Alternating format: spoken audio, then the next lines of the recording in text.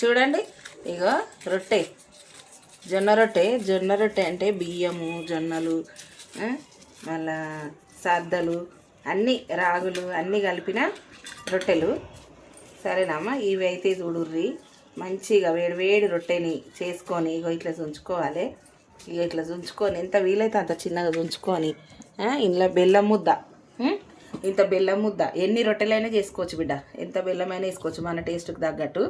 ఇంత బెల్లం ముద్ద వేసుకొని ఇంత నెయ్యి సుక్క కాగబెట్టి గసాలేసి జర్ర ఇట్లా చిటపట అనగానే చేసుకుంటే మంచిగా ఉంటుంది. ఇప్పుడైతే నెయ్యి లేదు ఇంట్లో, అందుకనే మీకు చూపిస్తలేను. అది ఇంట్లో మంచిగా బెల్లం వేసి పిసికి ముద్దలు కట్టుకొని తినాలి, మంచి బలమైన ఫుడ్. మా డాడీ అయితే మా అమ్మ రొట్టెలు కొడుతుంటే పచ్చజొన్నలు, ఇంకా పచ్చజొన్న రొట్టె మా అమ్మ కొడుతుంటే ఇక మా డాడీ అయితే మంచిగా ఉంచి ముద్దలు చేసి ఇంత ముద్దిస్తుండే, ఒక్కొక్కటి ఇంత ముద్ద.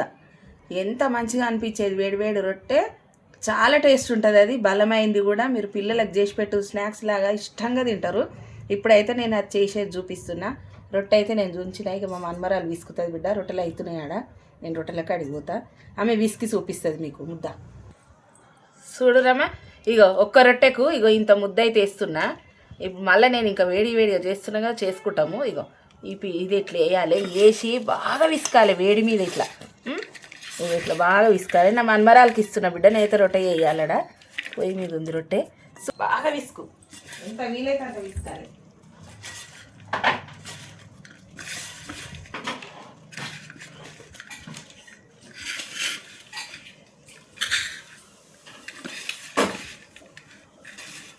మలిద ముద్ద అని అంటారు.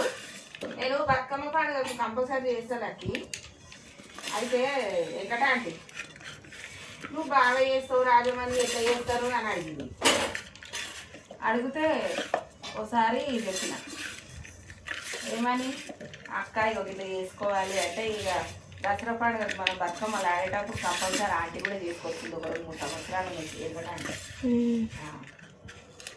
మంచిది బిడ్డ. మలిద ముద్ద అంటే తెలిసిన వాళ్ళు చాలామంది ఉంటారు, ఇక తెలియని వాళ్ళకు తెలియదు కానీ ఎక్కువ శాతం తెలిసిన వాళ్ళు ఉంటారు. మలిద అంటే మనము గంపలు చేసుకోపోతాం కదా, ఆ గంపలు చేసుకోపోయేటప్పుడు కూడా ముద్దలు చేసి తీసుకుపోతాం గంపని పనికి.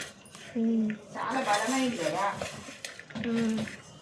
మెచ్యూర్డ్ ఫంక్షన్లప్పుడు అట్లా చేసి తీసుకుపోతారు. బలమైన ఫుడ్ అని పిల్లలకు మంచిగా పెడతారు. మంచిగా విసికి చూపి మన బలమైంది అది. రొట్టెలు కొట్టేది కూడా వీడియోలో పెట్టినాం కదా, వీడియోలో చూస్తాం, చెప్తాను.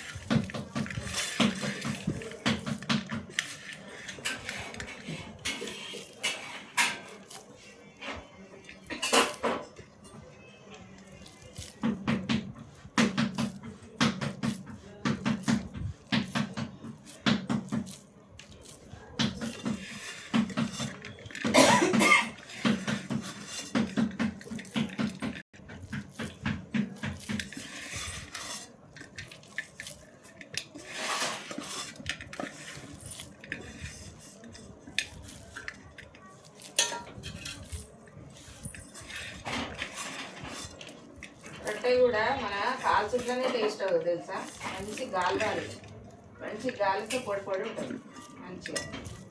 ఇక ఇచ్చిపచ్చి గాలిస్తారు చాలా మంది, కానీ మంచిగా ఉండదు. ఆ టమాటో లేక దూరం మంచి గాలి.